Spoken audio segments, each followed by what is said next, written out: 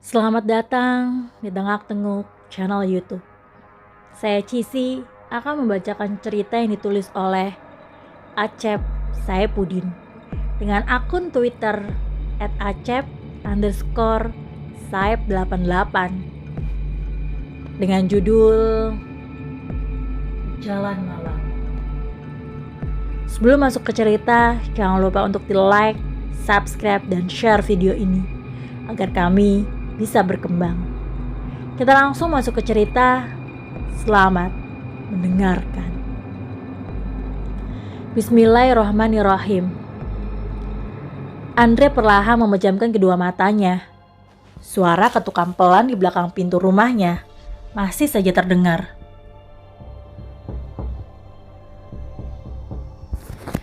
Jam di dinding telah menunjukkan pukul 00. Siapa gerangan di tengah malam begini mengetuk-ketuk pintu? Bukan kali ini saja ia mendengar ketukan di tengah malam. Di malam-malam sebelumnya pun, acap kali terdengar suara ketukan tersebut. Itu sering terdengar sejak ia menempati rumah bekas tempat tinggal bibinya tersebut. Pada malam pertama, Andre menempati rumah tersebut. Ia pernah memeriksa keluar rumah, tepatnya ke arah sumber suara ketukan tersebut. Tidak ada apa-apa yang dijumpainya di sana. Hanyalah kosongnya malam, serta semilir angin aneh yang membuat bulu kuduknya merinding yang ia jumpai. Teringat masa-masa yang susah dilupakan itu. Hari di mana sang bibi ditemukan meninggal di dapur dalam kondisi seluruh tubuhnya dipenuhi luka bekas penganiayaan. Andre teringat akan pamannya yang kini menghilang entah kemana. Diduga pamannya lah jadi tersangka. Namun ia tidak yakin jika pamannya lah pelakunya. Sebab selama ini rumah tangga paman dan bibinya baik-baik saja. Tidak ada masalah. Lalu kenapa dia kabur? Hal itulah yang membuat kecurigaan semua orang menguat kepadanya. Suara ketukan pelan mendadak berubah menjadi suara gebrakan yang nyaring, membuat Andre tersadar dari lamunannya. "Siapa itu?" serunya seraya beranjak dari tempat tidur. Andre tanpa pertimbangan kemungkinan hal buruk yang akan terjadi langsung menuju dapur. Sumber suara gebrakan berasal. Cahaya temaram dari bohlam lampu menerangi dapur yang sebagian dinding dan langit-langitnya dipenuhi sarang laba-laba.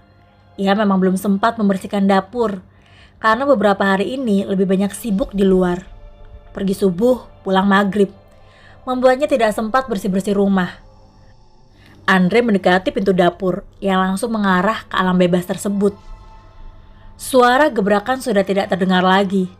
Namun tiba-tiba, "Andre!"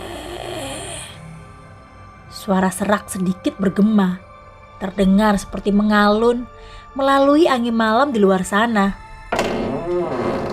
Mendadak, pintu dapur terbuka, diikuti hembusan angin yang sangat kencang. Andre yang mendadak panik berusaha menutup kembali pintu, namun nihil. Andre merasakan kuatnya dorongan angin yang membuatnya kesulitan untuk menutup pintu. Sayup-sayup, suara serak mirip suara nenek-nenek terdengar kembali. "Andre, siapa kamu?" teriak Andre dengan panik berusaha menutup pintu. Meski sedang panik, Andre menyempatkan diri melihat keluar melalui pintu yang terbuka. Remang-remang, Andre melihat sesosok bungkuk di tengah gelapnya malam dan kencangnya angin ribut. "Siapa itu?" Andre benar-benar panik saat melihat sosok tersebut.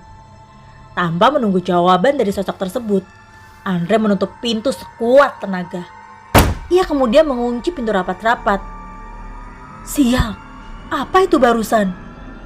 "Mana aku sendirian lagi di sini?" Rutuk Andre dengan nafas terengah-engah. Saat itu, posisi Andre tengah menghadap pintu, pasca menutup pintu tersebut dan menguncinya. Kini, ia berbalik, hendak kembali ke kamar.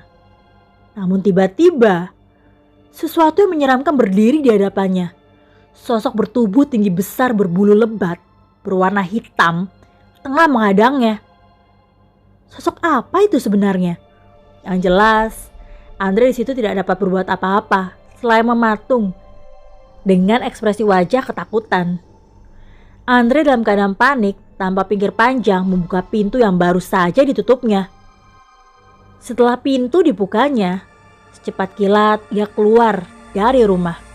Kemudian lari tunggang langgang tak tentu arah.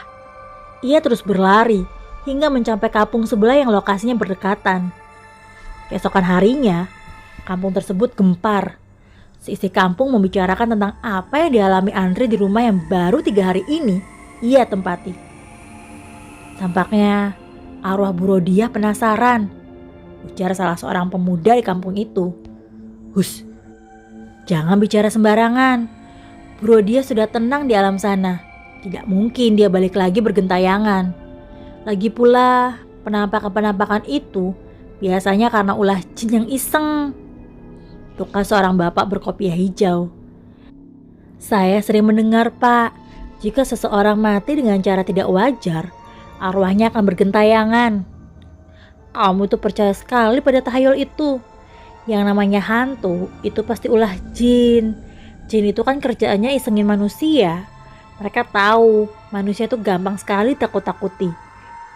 Kalau tidak kuat imannya, kita bisa masuk dalam perangkap mereka. Tak lama muncul seorang sesepuh desa diantar beberapa orang warga menuju rumah di mana Andre berada. Saat itu, Andre sedang ditenangkan oleh beberapa orang warga yang kebetulan sebelumnya menemukannya pingsan di depan gang. Rumah itu, atau tepatnya tanah tempat rumah itu berdiri, sedang diawasi, ujar sesepuh desa ketika tiba di hadapan Andre. Diawasi siapa, Pak Somad? Tanya Andre penasaran. Sesuatu yang jahat, yang datang dari hati yang jahat. Maksud Pak Somad? Terkadang, sesuatu yang tidak terlihat namun berbahaya, datangnya dari hati manusia, yang telah dikotori segala sifat jahat yang ada di dirinya. Kemunculan mereka, para demit, tidak lepas dari jahatnya hati manusia yang dengki. Saya masih tidak mengerti, Pak Somad. Tanah tempat berdirinya rumah itu adalah tanah sengketa. Sengketa itu dimenangkan pamanmu. Namun pihak seberang tidak terima. Entah apa yang telah mereka lakukan sehingga tanah itu menjadi tidak aman untuk ditempati siapapun. Andre tercengang setelah mendengar perkataan Pak Somad. Ia mencoba mencerna apa yang barusan dikatakan Pak Somad. Tanah sengketa. Ia memang pernah mendengar desas-desus soal status kepemilikan tanah yang di atasnya kini berdiri rumah yang ditempatinya. Ya sudah, saya pamit dulu. Ada pengajian di desa sebelah. Saya harus tiba tepat waktu. Tidak enak sama Pak Kades, ucap Pak Somad undur diri. Silakan Pak. Saya nanti akan menghubungi Bapak jika ada apa-apa lagi di rumah itu. Tugas Andre seraya turut berdiri. Pak Somad mengangguk. Ia kemudian melangkahkan kaki keluar dari rumah itu. Namun, tiba-tiba ia berhenti ketika hendak mencapai pintu keluar. Selanjutnya, ia menoleh ke arah Andre. Nah Andre, sebaiknya kamu tidak usah menempati rumah itu dulu. Pulanglah ke rumah orang tuamu. Saya mengerti Pak, pasti karena kejadian semalam akan terulang lagi ya, bukan begitu Pak? Pak Somad tersenyum pahit, ia menggeleng, membuat Andre penasaran. Mengenai hal tersebut, kamu sebaiknya meningkatkan keberanianmu Nak Andre. Jangan takut terhadap mereka. Mereka adalah makhluk yang suka iseng. Satu hal yang saya pesan, jangan menyerupai mereka, suka berbuat iseng atau jahil. Kita adalah manusia, memiliki akal pikiran, tidak seperti mereka. Andre mengangguk setuju dengan perkataan Pak Somad. Saya akan selalu mengingat ujangan Pak Somad. Baiklah, kalau begitu saya pamit ya. Assalamualaikum. Waalaikumsalam warahmatullahi wabarakatuh. Jadi sekarang bagaimana Nak Andre? Ujar warga yang sebelumnya berada di luar. Dia adalah warga yang mengenakan kopiah berwarna hijau terang. Saya masih bingung Pak Dadang. Bagi saya, pulang kemudian tinggal di rumah kedua orang tua saya sama aja dengan berhenti kerja. Sedangkan di sini belum ada mantri penggantinya. Jika saya pergi, Bagaimana nasib para warga yang sakit yang membutuhkan pertolongan saya? Pak Dadang terlihat mengerut keningnya. Ia tampaknya sedang berpikir. Lalu, ia pun berbicara setelah beberapa detik mengurut keningnya. Saya mempunyai keponakan yang setiap malam beronda bersama teman-temannya. Bagaimana kalau nanti saya menyuruhnya untuk tinggal bersama Nak Andre? Ya biar Nak Andre ada temannya. Saya merasa itu ide yang bagus, Pak. Tapi ada satu hal yang mengganjal di hati saya. Apa itu, Nak Andre? Apa keponakan Bapak normal? Pertanyaan macam apa itu? Anak muda zaman sekarang berdua dengan perempuan dalam satu kamar yang bukan mahram, maksiat.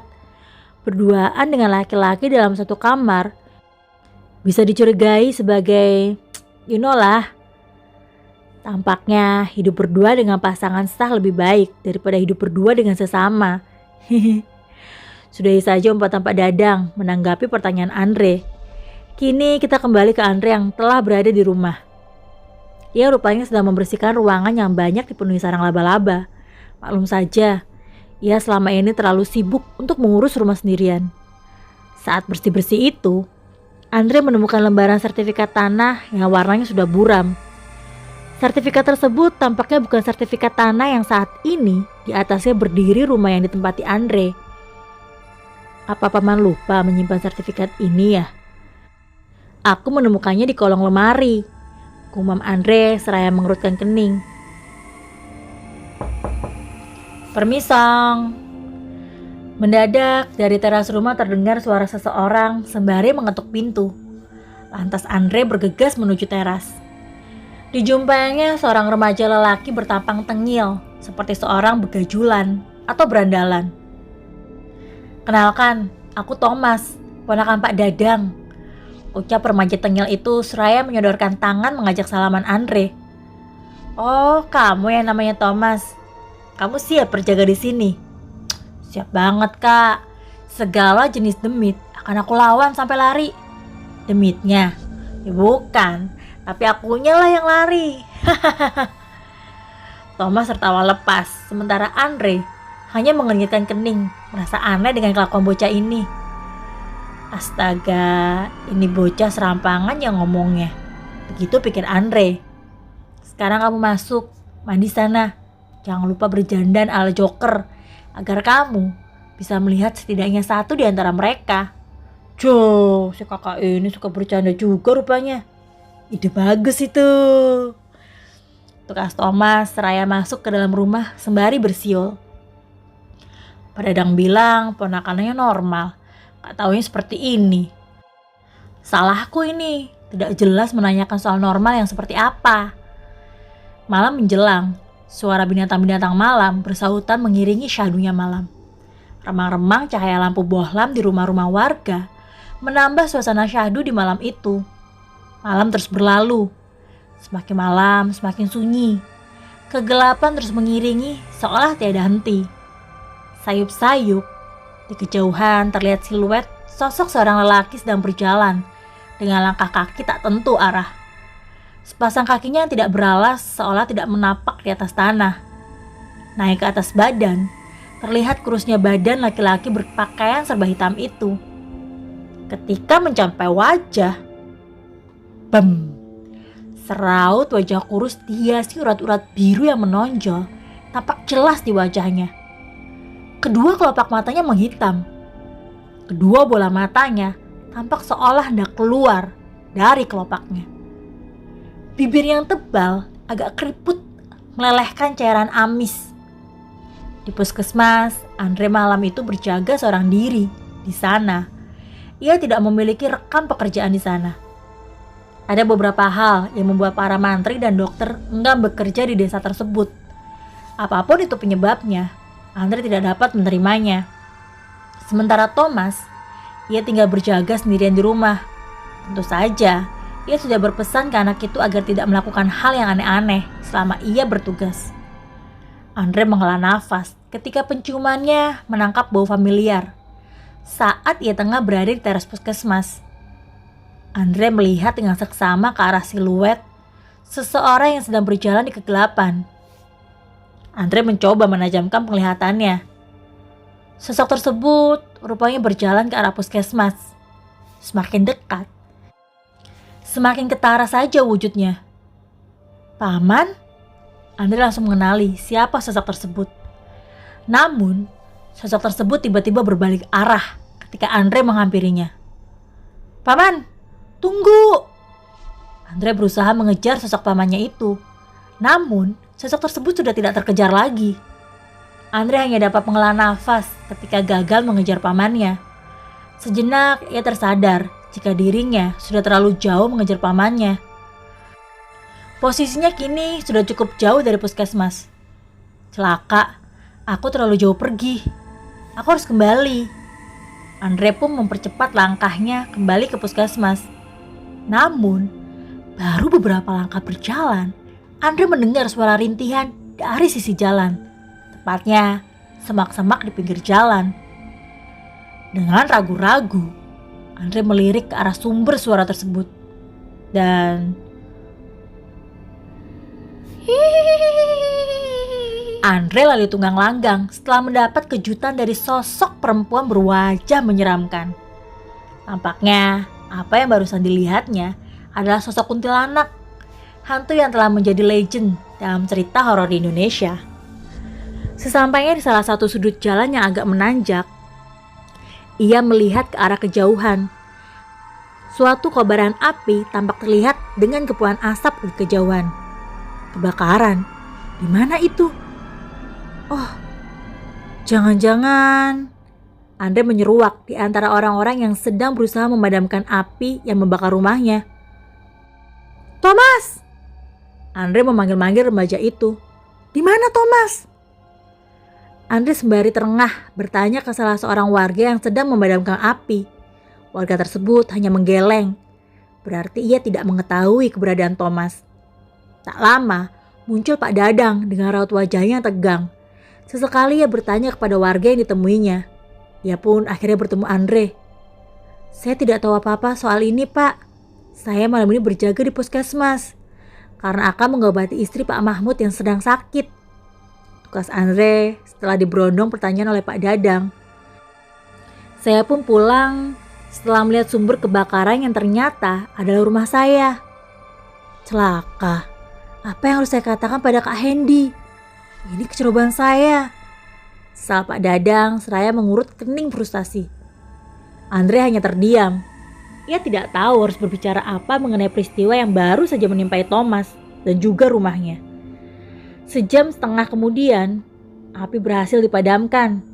Andre buru-buru memeriksa seisi rumahnya yang sebagian besar telah hangus terbakar. Ia hanya dapat mengambil beberapa barang yang dapat diselamatkan. Selanjutnya, ia bersama warga memeriksa salah satu kamar yang diduga adalah di mana terakhir kali Thomas berada. Tidak ditemukan apapun selain tas Thomas yang sebagian tengah hangus. Thomas tidak ada di rumah ketika terjadi kebakaran. Lalu kemana gerangan anak itu? Ini sedikit melegakan karena Thomas tidak sedang di rumah saat terjadi kebakaran, ucap Pak Dadang setelah selesai menelusuri runtuhan rumah Andre. Padahal saya berpesan agar dia tidak kemana-mana dan ia mengiyakan. Tugas Andre seraya melihat ke arah sebuah panci masak berisi mie instan yang telah gosong. Bencananya dari sini. Sebuah tabung gas melon 3 kilo dan kompor gas serta panci masak berisi mie instan menjadi bukti kuat penyebab kebakaran. Jangan-jangan dia lari setelah gas mengalami kebocoran. Dia akan melapor jika ada kejadian, Andre. Saya tahu betul, Thomas anaknya selalu jujur. Andre memang tidak sepenuhnya percaya pada perkataan Pak Dadang. Terlebih, ia ingat betul, Thomas adalah sosok remaja yang urakan. Tampang berandalan tampaknya melekat pada sosok remaja kurus berambut keriting itu. Akhirnya, malam itu terpaksa Andre tidur di salah satu rumah warga. Meski ia merasa tidak enak karena rata-rata rumah warga di sana tidak memiliki kamar, alias satu ruangan dipakai beramai-ramai. Barangkali hanya rumahnya yang sedikit lebih modern daripada rumah-rumah warga. Itulah kenapa Andre lebih suka menolak untuk tinggal di rumah warga. Karena privasi di kampung ini sangat buruk. mengingat ruangan di dalam rumah-rumah penduduk dibiarkan terbuka, tanpa kamar sama sekali. Itu merupakan kehidupan yang tidak biasa dia jalani. Namun kali ini, ia terpaksa menginap di salah satu rumah warga. Sampai subuh tiba, Andre terperanjat menyaksikan putri warga yang rumahnya menjadi tempat ia menginap sedang berganti pakaian. Gadis itu tampak canggung, meski tidak tahu kalau tamunya sudah terbangun. Sedangkan Andre terpaksa pura-pura tidur, meski kadang matanya memincing untuk memastikan jika gadis tersebut sudah selesai berganti pakaiannya. Setelah gadis tersebut beranjak pergi ke dapur, Andre pun bangkit dari posisinya. Kemudian menuju dapur ke arah tempat air atau tempayan untuk berwudu. Siang hari itu, Andre seperti biasa bertugas di puskesmas. Sedangkan untuk pencarian Thomas, Pak Dadang telah mengerahkan para warga di sekitar lingkungannya. Ia tampaknya yakin jika Thomas masih hidup, karena mayatnya tidak ditemukan di reruntuhan rumah Andre. Waktu beranjak cepat, siang telah berlalu dan malam kembali menjelang. Andre masih berada di puskesmas setelah melayani para pasien yang rata-rata adalah warga kampung di sini, di mana puskesmas itu berada. Menjelang jam 9 saat ia hendak mengunci pintu depan, bersiap untuk pulang, dari kejauhan mendadak muncul seorang nenek-nenek sedang berjalan terburu-buru ke arah puskesmas sembari batuk-batuk. Dengan menggunakan tongkat, nenek itu berjalan hingga mencapai pintu gerbang puskesmas. Ada yang bisa dibantu, Nek? Nenek sedang sakit batuk, Nak. Beruntung sekali, puskesmasnya masih buka, kata nenek itu dengan suara agak serak. Sebaiknya nenek masuk dulu, biar saya periksa. Ucap Andre mempersilahkan nenek berpakaian serba hijau itu masuk ke ruang periksa. Setelah nenek itu di ruang periksa, Andre kemudian bertanya kepadanya. Sudah berapa lama batuknya, Nek? Tanya Andre seraya menatap nenek tersebut. Sudah sejam yang lalu, Nak. Batuknya membuat nenek susah bernafas. Tugas nenek tak berkerudung itu. Barangkali nenek habis melewati jalanan berdebu atau tanaman berbulu halus. Ngomong-ngomong, saya baru melihat nenek di sini. Apa nenek baru pindah? Iya, Nak. Nenek baru pindah kemari. Nenek pindahan dari mana? Pindahan dari alam kubur. Sontak Andre terperanjat mendengar jawaban si nenek yang di luar dugaan. Kekagetannya semakin menjadi tatkala menyaksikan nenek itu tertawa mengikik, diikuti perubahan wujudnya menjadi menyeramkan. Seluruh tubuh nenek tersebut menciut, mengering, menjadi jerangkong, terbungkus kulit kering berwarna hitam. Dalam kikikannya yang tidak berhenti, kepala nenek tersebut terlihat dari leher, kemudian menggelinding ke arah Andre. Andre berteriak ketakutan seraya menghindar. Pintu diterjang hingga terbuka. Andre berlari kencang keluar dari puskesmas. Ia terbirit-birit, kemudian mendadak menghentikan larinya ketika melihat seseorang berdiri menghadang jalannya. Seorang remaja bertubuh kurus berambut keriting. Siapa lagi kalau bukan Thomas? Andre mendekat ke arah sosok Thomas yang dilihatnya sedang berdiri dengan wajah tanpa ekspresi. Tolongin aku, Kak. Thomas berucap pelan dengan suara lemas. Andre tercekat setelah mendengar ucapan Thomas. Apa yang terjadi, Thomas? Kamu minta tolong kenapa? Andre terus mendekat ke arah Thomas.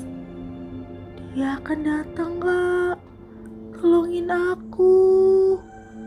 Suara Thomas masih terdengar lemas, seperti ucapan seseorang yang sedang sakit parah. Dia siapa? Tanya Andre penasaran. Langkah Andre terhenti. Ia tercekat menyaksikan sesosok negatif di belakang Thomas. Sosok tersebut tinggi besar, mengenakan pakaian serba merah. Wajahnya sangat menyeramkan, dengan sepasang taring panjang di antara gigi-giginya yang besar. Sepasang matanya yang besar melotot ke arah Andre. Rambutnya panjang berumbai berantakan. Kak Andre, tolong aku. Dalam sekejap, suara Thomas melenyap seiring terkaman makhluk berbaju merah tersebut. Makhluk itu menerkam kepala Thomas dan memisahkannya dari tubuhnya. "Thomas!" Andre berteriak histeris saat menyaksikan kejadian horor persis di hadapannya. Darah membuncah setelah terputusnya leher dengan badan. Pemandangan mengerikan itu benar-benar membuat Andre mengalami trauma berat. 4 tahun kemudian di desa itu, kejadian itu telah lama berlalu. Namun bayangan-bayangan yang berseliweran setiap malam di desa itu masih sering muncul. Bayangan-bayangan yang disebut sebagai pejalan malam, seolah ingin menyampaikan pesan kepada semua orang di desa. Tinggalkan desa ini. Begitu barangkali pesan yang hendak disampaikan mereka. Namun siapa yang tahu mengenai pesan itu, termasuk Andre yang pada hari itu tengah bersiap pulang ke tanah kelahirannya. Ia akhirnya menyerah dengan segala tetek bengek yang terjadi di desa tempat ia mengabdi. Padahal ia sudah cukup lama mengabdi di desa itu. Meski hampir setiap malam diganggu makhluk-makhluk iseng yang salah satunya adalah hantu si nenek. Sedangkan mengenai Thomas, pihak keluarga tampaknya sudah merelakan kepergiannya untuk selamanya. Namun Andre merasa peristiwa yang terjadi tepat di depan matanya bukan peristiwa yang sebenarnya, melainkan hanya ilusi. Ia masih menyimpan kepenasarannya terhadap sosok pamannya yang hampir tiap malam ia lihat. Namun sosok itu tidak pernah berhadapan langsung dengannya. Sedangkan makhluk tinggi besar berpakaian serba merah adalah sosok seorang yang menginginkannya pergi jauh dari desa itu.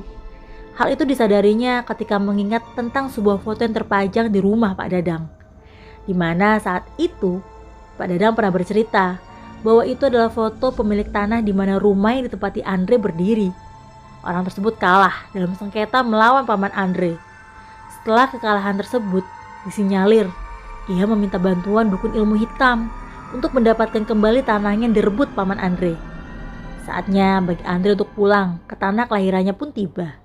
Ia pun berpamitan kepada Pak Dadang maupun kepada sesepuh desa. Sayang sekali Andre pulang. Padahal besok akan datang anak-anak dari kota yang hendak KKN di sini, ucap Pak Dadang. Saya berharap mereka dapat membantu desa ini menjadi lebih baik, Pak. Oh iya, Mas Mokhtar seminggu lagi akan mulai bertugas di sini. Ia tidak sendirian. Ia akan bertugas bersama Mas Randy. Tugas Andre selain menjabat tangan Pak Dadang. Saya mohon maaf karena tidak bisa menjaga Thomas. Sekarang Andre berkata demikian sembari menggelengkan kepala. Sudahlah nak Andre, kami sekeluarga telah mengikhlaskannya. Semoga ia tenang di alam sana. Kalau begitu saya undur diri, Pak. Sampai jumpa, ucap Andre tatkala pengojek yang menjemputnya tiba. Kepergian Andre diikuti dengan pandangan Pak Dadang maupun warga yang turut melepas kepergian Andre. Seminggu kemudian, di kampung, Andre terlihat sedang berjalan-jalan di pemantang sawah milik kedua orang tuanya. Ia tampaknya sedang memeriksa padi yang baru 2 hari ini ditanamnya. Bebek-bebek itu memang bandel ya, padinya sudah pada rusak saja. Gumam Andre saat menemukan beberapa batang padi rusak karena disosori bebek milik tetangga. Tetanggaku bisa langsung jatuh miskin kalau RUU itu jadi disahkan. Andre kemudian meluruskan batang-batang padi yang rubuh itu. Mas Andre, ada seseorang yang bertemu, ujar seseorang dari arah belakang. Dodi? Gumam Andre ketika tahu siapa yang ingin bertemu dengannya. Mau apa kau kesini? Hanya ingin mengunjungi keluarga. Bagaimana kabar Uda dan Uni? Tugas Dodi tanpa mempedulikan sikap sinis Andre. Mama menghilang, bibit telah tiada. Kau tidak bersedih sama sekali? Siapa yang bilang begitu? Justru atas dasar kesedihan itu aku datang kemari. Hanya kalian keluarga yang punya saat ini. Ayah meninggal dan ibu meninggal dengan tragis, kata Dodi dengan wajah tegang. Mungkin kau masih menganggap kami keluarga, tapi kami, baik Uda dan Uni, tidak lagi menganggapmu sebagai bagian dari keluarga ini. Kau telah melakukan perbuatan bejat dan hina itu, kata Andre dengan nada tajam. Aku tahu itu Andre, aku sangat menyesal karenanya. Terkadang aku menyesali, kenapa aku tidak dihukum mati saja. Aku telah memperkosa dan membunuhnya. Semoga penyesalanmu bukan omong kosong Dodi. Sekarang ini bertemu Uda dan Uni bukan saat yang tepat. Jika kau tetap memaksa, aku tidak mau bertanggung jawab jika mereka mengusirmu. Aku akan menerima apapun resikonya, termasuk tidak diterima lagi di keluarga ini. Aku akan menemui mereka dan meminta maaf atas apa yang telah aku perbuat terhadap gadis itu. Dodi beranjak meninggalkan Andre. Andre hanya berdiri mematung di pemantang sawah tanpa menoleh ke arah Dodi. Pergi kamu dari sini. Jangan kembali lagi, dasar pembunuh. Begitulah ucapan kasar diterima Dodi setelah ia menemui Uda dan Uni Andre yang juga uaknya. Meski ia telah menangis meminta maaf, hati keduanya tetap tidak luluh. Dodi pun akhirnya pergi dengan membawa kesedihan dan penyesalan setinggi langit. Ia pergi tak tentu arah. Di sini tokoh utama akan berganti ke si Dodi. Motor jenis Astrea Prima itu melaju melewati jalanan sempit berbatu. Terkadang motor harus melewati bagian sungai yang dangkal karena tiadanya jembatan menuju desa itu. Dodi yang mengendari motor tersebut tampak begitu letih. Maklum saja, seharian ini ia berkendara cukup jauh. Menjelang sore, Dodi pun tiba di desa terpencil itu. Tiba di depan sebuah rumah warga, Dodi menitipkan sepeda motornya untuk melanjutkan perjalanan dengan berjalan kaki menuju tanah milik kedua orang tuanya yang terletak agak menurun, melewati turunan curam berupa tanah dikelilingi pohon-pohon rimbun dan juga semak belukar. Dodi sejenak termangu menyaksikan rumahnya tinggal puing. Benar kata Andre, rumahnya sudah hancur karena kebakaran yang diduga karena kelalaian seorang remaja yang baru semalam tinggal di rumah itu menemani Andre. Dodi menelusuri puing-puing rumahnya, menguak-nguak tumpukan, entah apa yang dia cari. Kedua matanya tampak berbinar ketika menemukan sesuatu dari balik tumpukan reruntuhan rumahnya. Kalung ini rupanya masih ada. Aku akan mengembalikannya. Umam Dodi seraya beranjak, hendak meninggalkan tempat itu. Namun sayup-sayup, ia mendengar suara rintihan seorang wanita dari arah sungai tidak jauh dari reruntuhan rumahnya. Dodi, kemari nak. Dodi terhenyak saat suara tersebut menyebut namanya. Dodi tercengang saat menyaksikan seorang wanita yang sedang bermain air sungai. Wanita tersebut sangat ia kenali. Ibu? Tidak mungkin ibu masih... Dodi ternganga menyaksikan sosok ibunya di depan mata. Itu tidak mungkin ibunya, karena ibunya telah lama meninggal dan ia sempat menyaksikan pemakamannya. Saat itu, Dodi sedang menjalani hukuman penjara karena telah memperkosa dan membunuh seorang gadis di kota S, tempat ia kuliah. Meski sedang menjalani hukuman, ia mendapat izin pulang untuk menemui ibunya untuk yang terakhir kalinya. Ibu masih di sini nak, menunggu kamu keluar dari penjara. Begitu kata-kata yang diucapkan sosok ibunya Dodi. Dodi masih termangu di tempat. Sejenak kemudian ia tersadar jika hari sudah beranjak malam. Gelapnya malam mulai menyelimuti area sekitarnya. Suara-suara binatang malam bersahutan lirih, seolah tahu seperti apa yang dirasakan Dodi saat ini. Jika engkau memang ibuku, pulanglah, karena aku tahu ibuku telah tiada. Sedangkan engkau pasti sesuatu yang lain yang tidak seharusnya ada di sini. Selesai berbicara begitu, Dodi menyaksikan sosok ibunya bergolak-golek di atas air. Kemudian wujudnya berubah menjadi makhluk bersirip seperti ikan dengan penampilannya mengerikan. Dodi sontak lari meninggalkan makhluk yang sedang bertransformasi itu. Ia terus berlari hingga menaiki tanjakan kemudian ke arah perkampungan. Sini, ujar seseorang yang melihat kedatangan Dodi. Orang tersebut mempersilahkan Dodi masuk ke dalam rumahnya. Setelah Dodi masuk ke dalam rumah, warga tersebut segera masuk, kemudian menutup pintu erat-erat. Dari luar, terdengar suara gemuruh dan suara riuh yang membahana. Dalam rumah, Dodi menyaksikan sekelompok orang yang usianya terpaut tidak jauh dengannya. Wajah mereka tampak memancarkan ketakutan saat suara gemuruh dan riuh-riuh di luar terdengar begitu keras. Sebenarnya itu apa? Tanya Dodi kepada warga pemilik rumah. Shh. Warga tersebut malah memberi isyarat agar Dodi diam. Mereka sedang bergerak. Bisik warga itu membuat Dodi penasaran. Maksudnya, sangka senang. Bisik warga itu lagi. Mendadak, pintu terbuka dan terbanting hingga menimbulkan suara menggebrak yang keras. Warga pemilik rumah itu pun menutup pintu kembali, namun itu tampaknya kesulitan. Dodi pun berinisiatif membantunya. Ia pun merasakan kesulitan yang sama dengan warga pemilik rumah itu. Melihat Dodi dan pemilik rumah kesulitan menutup pintu karena kuatnya dorongan dari luar, para anak muda yang ternyata adalah manusia yang sedang KKN turut membantu mendorong pintu. Mereka pun merasakan jika pintu sedang didorong dari luar oleh sesuatu yang mereka tidak ketahui. Dari celah-celah pintu, Dodi melihat sosok tinggi besar berpakaian serba merah, berambut gondrong, serta wajahnya tidak terlihat karena gelap. Sosok tersebut sedang merentangkan kedua tangannya yang panjang dan berjari seperti ranting. "Jangan dilihat, itu Sangkasena," bisik pemilik rumah seraya mendorong wajah Dodi agar tidak mengintip melalui celah pintu. Namun terlambat. Makhluk tersebut keburu menyadari sedang diintip oleh seseorang yang berada di dalam rumah. Mendadak, rumah tempat Dodi yang lain bersembunyi tercerabut dari atas tanah. Rumah tersebut hancur berhamburan, melontarkan material-material ke udara dan sekitarnya. Sementara Dodi dan yang lainnya terbanting keras ke atas tanah. Rumah tersebut karena terbuat dari material kayu dan bambu, jadi sangat mudah tercabut dari atas tanah jika ada angin topan raksasa.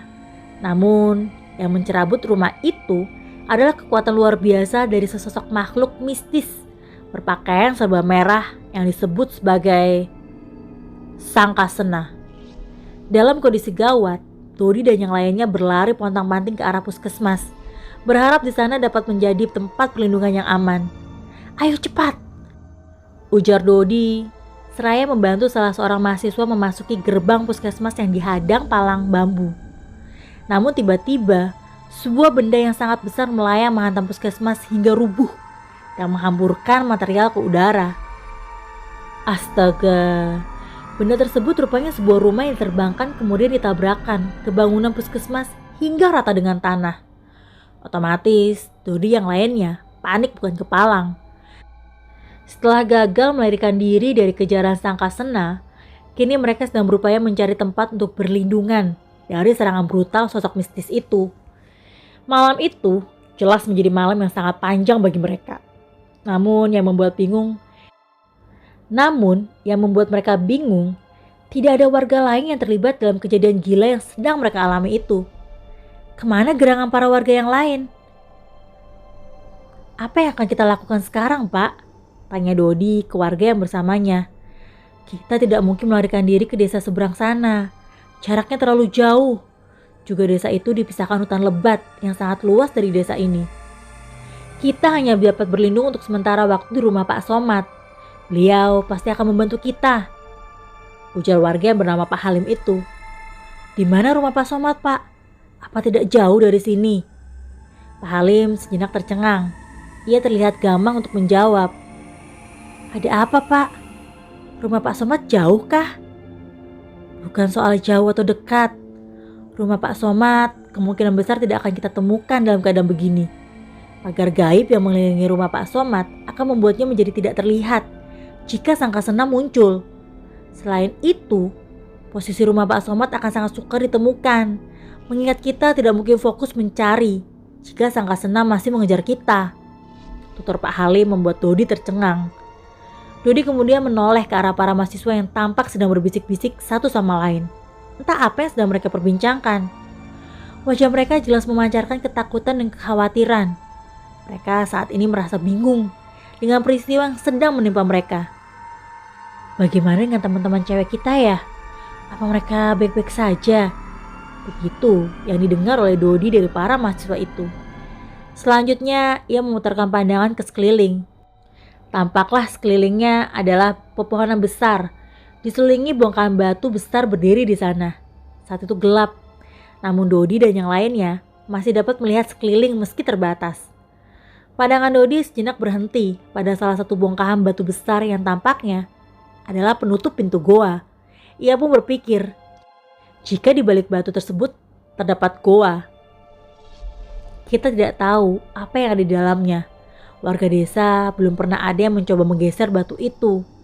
Lagi pula, meski kita dapat memasuki goa, Sangkasena tetap akan menemukan kita. Dia adalah iblis. Selesai Pak Halim berbicara, mendadak suara riuh kembali terdengar. Iblis yang dipanggil Sangkasena tersebut sedang mendatangi tempat di mana Dodi dan yang lainnya berada. Hari belum juga beranjak pagi. Sangkasena akan segera tiba, ucap Pak Halim seraya memberi isyarat ke Dodi dan yang lainnya agar mengikutinya. Pak Halim berjalan menyeruak gelapnya malam diikuti Dodi dan para mahasiswa. Tampaknya ia menemukan cara menghindari kejaran Sangkasena. Entah apa yang akan ia lakukan masih menjadi pertanyaan. Suara riuh itu semakin mendekat, meski Dodi bersama yang lainnya telah berjalan cukup jauh dari sumber suara tersebut. Ini salah saya yang tidak mengindahkan peringatan Bapak, ucap Dodi merasa menyesal karena terlambat merespon larangan Pak Halim waktu sedang menahan pintu. Tidak apa-apa anak muda, lagi pula itu sudah terjadi dan juga Sangkasena tetap akan menghancurkan rumah itu meski kamu tidak mengintipnya. Dia mengincarmu Dodi, karena kamu adalah anak Pak Mahfud. Sangkasena mengincar semua orang terkait Pak Mahfud. Apakah itu anaknya, istrinya, maupun saudara-saudaranya. Tambah Pak Halim membuat Dodi terkejut. Jadi, kejadian ini ada hubungannya dengan hilangnya ayah saya. Tanah tempat rumahmu berdiri adalah tanah larangan. Selain tanah itu dipersengketakan, juga dari sisi historis, tanah itu menyimpan sejarah kelam. Siapapun yang terkait Pak Mahfud, jika menginjakan kaki di sana, akan mengalami nasib buruk. Lalu bagaimana dengan ayah saya, Pak? Apa ia menghilang karena hal itu? Dan juga meninggalnya ibu? Dodi mempercepat langkah agar dapat menyusul Pak Halim. Bisa jadi nak, kedua orang tuamu mendapat bencana karena tanah larangan itu.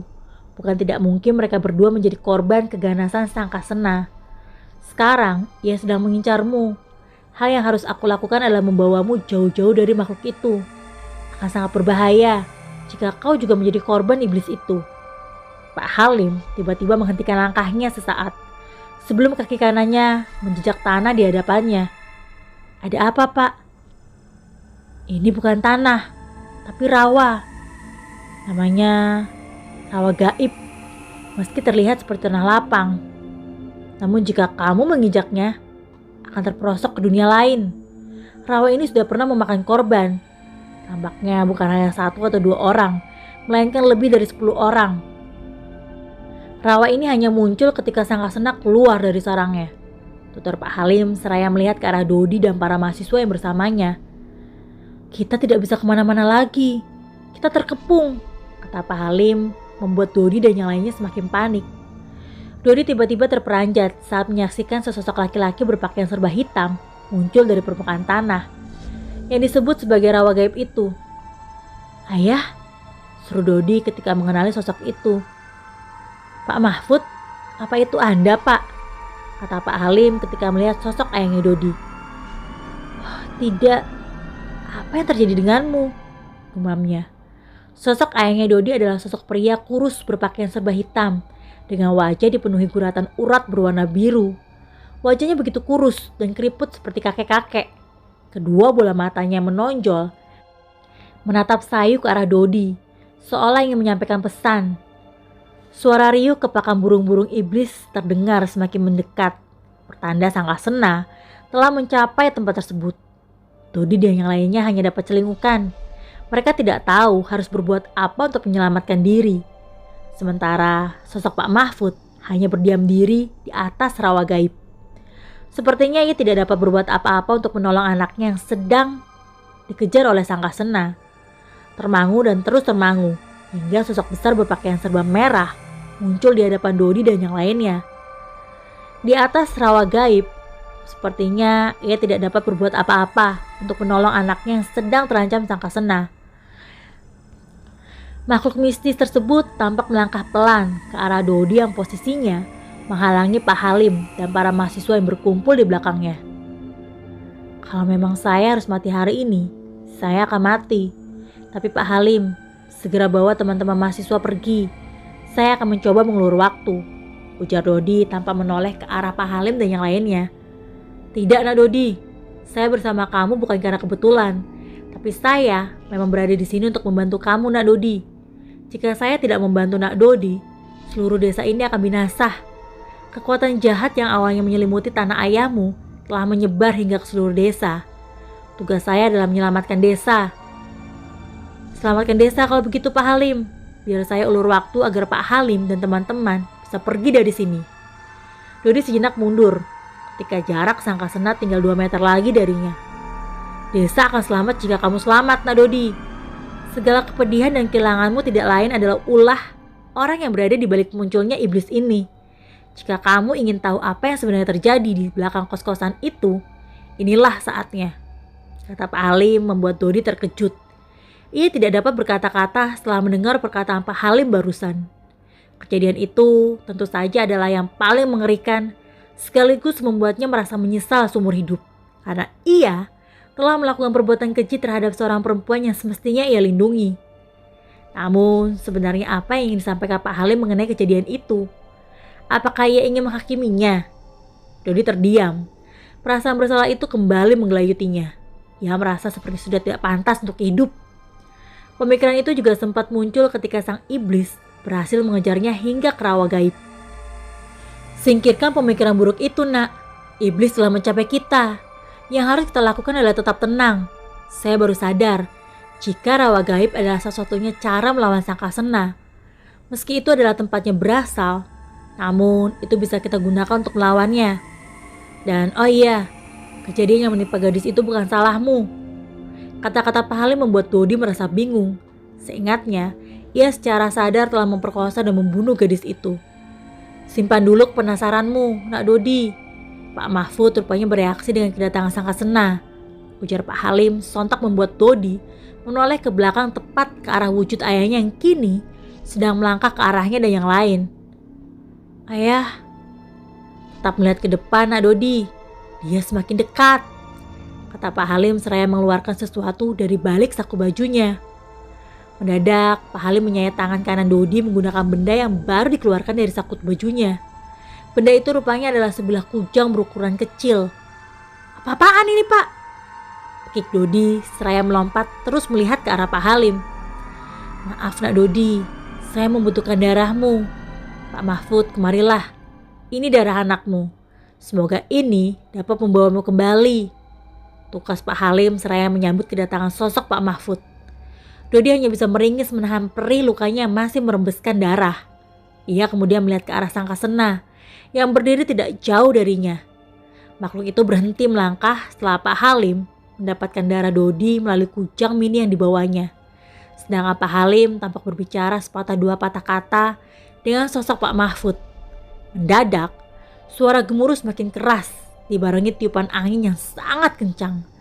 Material-material berhamburan ke arah Dodi dan yang lainnya. Mereka merunduk untuk menghindari terjangan material yang mengarah ke mereka. Terdengar suara hela nafas berat dari sosok Sangkasena yang mulai berjalan kembali ke arah Dodi. Namun kali ini, sosok Pak Mahfud muncul menghadang gerak laju makhluk tersebut. Pak Halim terus mendampingi Pak Mahfud menghadang Sangkasena. Melihat itu, sontak Didi berteriak, Pak Halim, jangan lakukan itu. Bapak bisa terbunuh. Saya sudah lama mati, Nak Dodi. Apapun yang saya lakukan adalah demi kelangsungan desa ini dan juga terah keluarga Pak Mahfud. Tidak apa, saya berkorban jiwa demi desa ini. Tukas Pak Halim membuat Dodi tercengang. Ia tidak dapat mencegah Pak Halim mendampingi sosok Pak Mahfud menghadapi Sangkasena. Pak Dadang telah tiada karena kau iblis. Begitupun keponakannya. Kau sudah saatnya dihentikan. Katakan, siapa membangkitkanmu? Ujar Pak Halim dengan suara bergetar. Tiba-tiba, tangan sebelah kiri Sangkasena yang seperti ranting melesat kemudian menancap di dada Pak Halim. Pak Halim pun berteriak kesakitan, seraya memegangi dadanya dan berusaha mencabut tangan Sangkasena yang menembus dadanya. Pak Halim! Cerit Dodi bersama para mahasiswa yang bersamanya. Tubuh Pak Halim melorot kemudian jatuh berdebum ke atas tanah. Sementara sosok Pak Mahfud tidak bergeming. Ia tidak menoleh ke arah Pak Halim. Wajahnya masih tanpa ekspresi. Dodi dan yang lainnya saat ini hanya bisa pasrah. Bersiap menghadapi yang terburuk yang mungkin akan terjadi kepada mereka.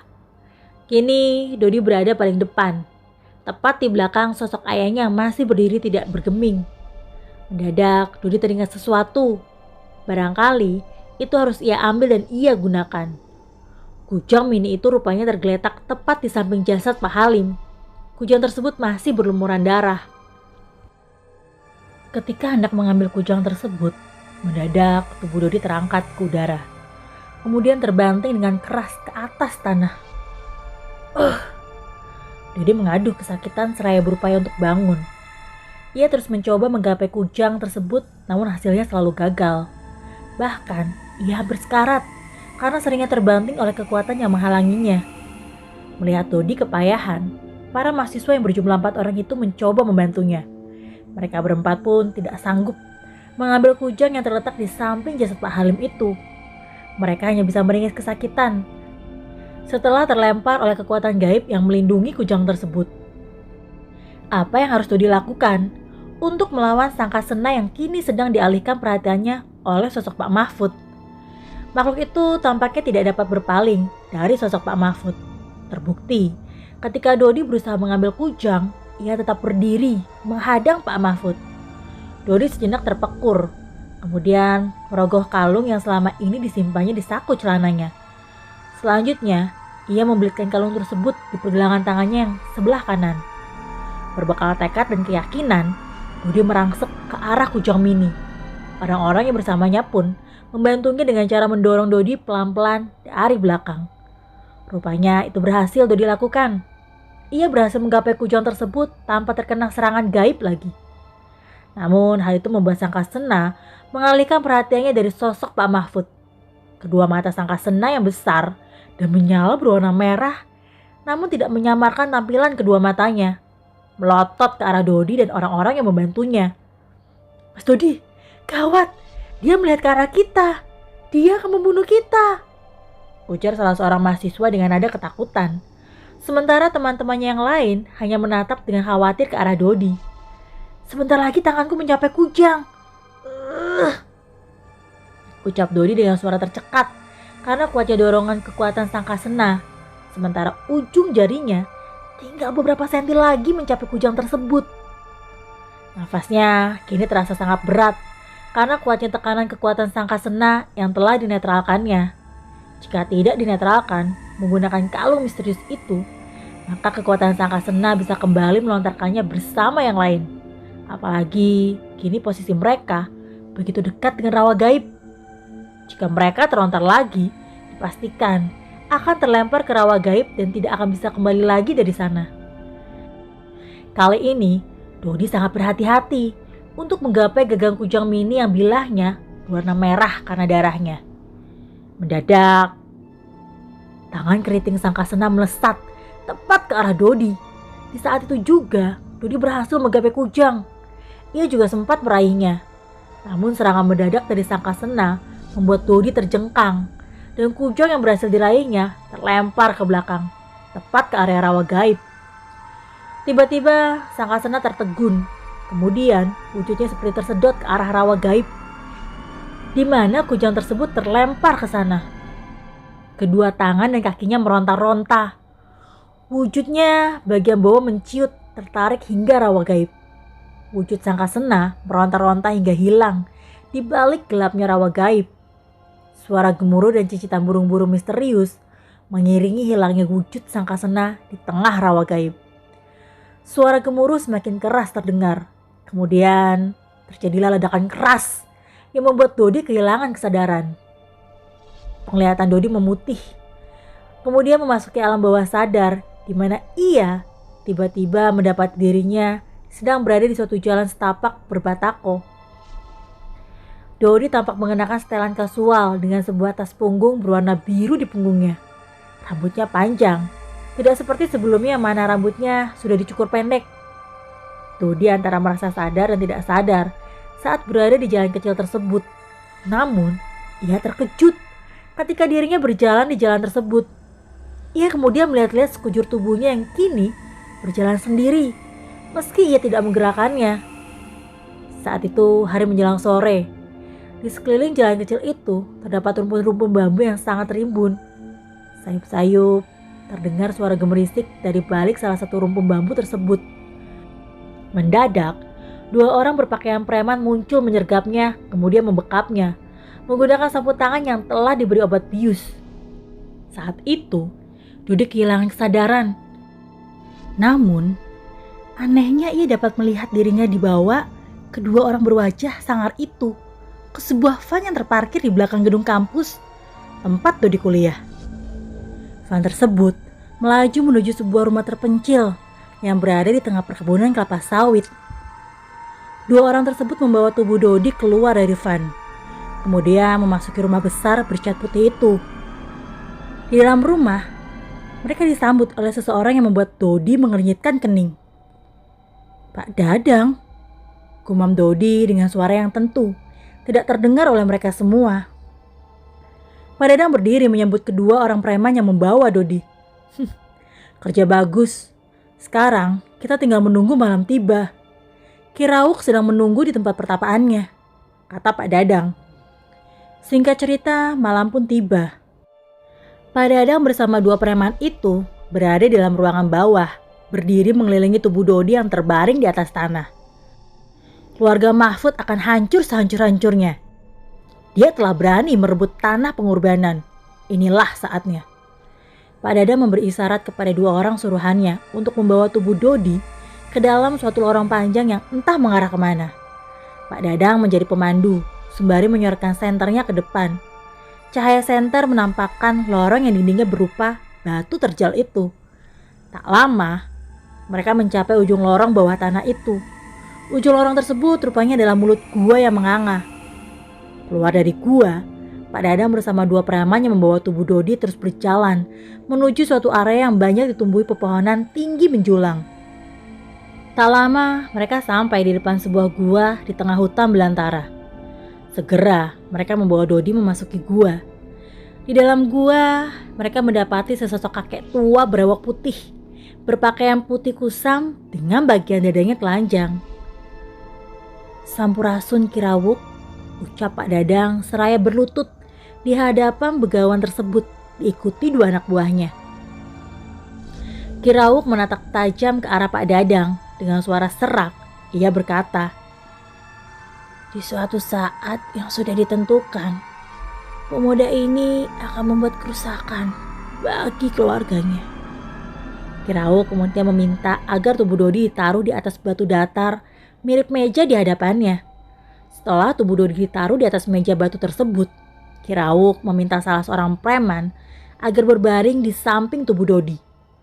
Setelah preman tersebut berbaring di samping Dodi, Ki Rauk mengambil beberapa tetes darah Pak Dadang, preman itu, dan menyatukannya dengan darah Dodi yang telah diambilnya. Darah dari ketiganya ia taruh di dalam cawan tembikar. Setelah itu, ia merampal mantra, kemudian meludahi cawan berisi darah tersebut. Ki Rauk menyayat dada si preman, kemudian menumpahkan darah di cawan ke luka di dada preman itu. Selanjutnya, ia kembali merapal mantra. Ajaib, wujud si preman berubah menjadi sosok Dodi. Kini, ada dua Dodi berbaring di atas meja batu yang sama, hanya pakaian yang membedakannya. "Apa-apaan ini?" Gigi Dodi gemeretak menyaksikan adegan tersebut. Misteri yang tidak terpikirkan olehnya pun kini terkuak. Ditambah lagi, ia menyaksikan sendiri adegan pemerkosaan dan pembunuhan yang dilakukan orang yang wajahnya serupa dengannya. Pak Dadang rupanya dibalik semua ini. Namun, Pak Dadang tidak akan melakukan hal laknat itu jika sosok seperti Ki Rauk tidak ada. Kini semuanya jelas apa yang dikatakan Pak Halim tentang Dodi benar adanya. "Ratih, kenapa harus dirimu yang menjadi korban kebiadaban para durjana ini? Semua sudah terlambat, tapi aku yakin segala kejahatan yang dilakukan Pak Dadang akan berakhir." Dodi membatin, tubuhnya tetap belum bergerak dari atas meja batu tersebut. Ingin rasanya ia menggerakkan tubuhnya sendiri, namun itu sulit, mengingat ia kini sedang berada dalam wujud halus. Ia juga tidak dapat mencegah kejahatan yang dilakukan oleh Pak Dadang bersama orang-orang suruhannya. Namun, sejenak Dodi teringat dengan kalung yang didapatkannya dari TKP pembunuhan Ratih. Kalungnya Ratih, apakah itu masih bersamanya? Dodi menatap ke arah dua tangannya yang transparan karena sedang berada dalam wujud halus. karena sedang berada di dalam wujud halus. Ia menatap ke arah pergelangan tangan kanannya, di mana kalung rati melilit. Ia sejenak melihat ke arah Kirauk yang masih dalam kondisi duduk bertapa di belakang meja batu. Sedangkan Pak Dadang tampak duduk bersila bersama anak buahnya. Dodi dalam wujud halus berupaya menggapai tubuh asli Dodi yang masih berada di sana. Sedangkan Dodi palsu tampaknya telah kembali ke wujud aslinya setelah menyelesaikan tugasnya. Apa sebenarnya yang ingin dilakukan Dodi? Membangunkan Dodi yang asli tidak mungkin. Jikapun berhasil, apakah mungkin ia bisa kabur dari tempat antah berantah itu? Terdengar suara Kirauk bergumam. Ada yang melihat kita. Mendadak, penglihatan Dodi memburam, kemudian memutih. Sayup-sayup terdengar suara seseorang memanggil-manggil namanya. Dodi, bangun, ini Andre. Panggil seseorang yang membuat Dodi terbangun. Dodi tersentak, bangun dengan nafasnya yang memburu naik turun. Dodi celingukan, mendapati dirinya sedang di atas tempat tidur dikelilingi orang-orang yang sebagian ia kenal. Andre? Uda? Uni? Dodi melihat ke arah Andre, Uda dan Uni secara bergantian. Kami meminta maaf Dodi. Selama ini sudah menuduhmu sebagai pemerkosa dan pembunuh. Sekarang semuanya sudah jelas siapa pembunuh Ratih. Polisi telah menangkap pelaku yang sebenarnya, termasuk otak di baliknya. Ujar Uda seraya mendekat ke arah Dodi. Dodi masih belum berucap. Tampaknya ia masih syok dengan apa yang baru saja ia alami. Sekarang tahu-tahu ia sedang berada di dalam rumah dikelilingi orang banyak.